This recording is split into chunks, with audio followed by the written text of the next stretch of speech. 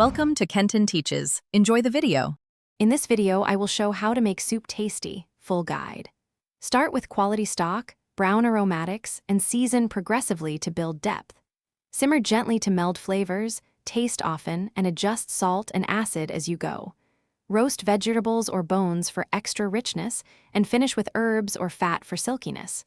Strain if you want clarity or leave it rustic for hearty body. Build layers by browning, deglazing, and simmering in stages for rich complexity. Start with sweating aromatics, then brown proteins or vegetables to add Maillard notes and deepen flavor.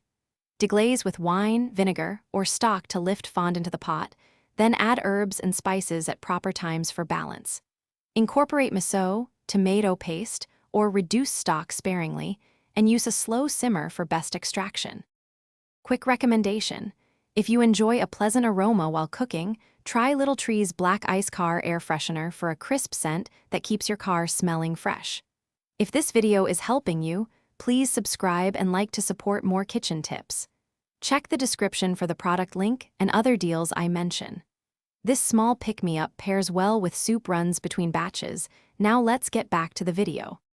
Finish soups by balancing salt, acid, fat, and heat for a clear, rounded flavor. Add finishing acid like lemon or vinegar in small amounts and taste between additions. Stir in a knob of butter, cream, or olive oil to add silkiness, and consider finishing herbs for freshness. For texture, add toasted seeds, croutons, or a swirl of yogurt. Serve hot with a squeeze of brightness and enjoy.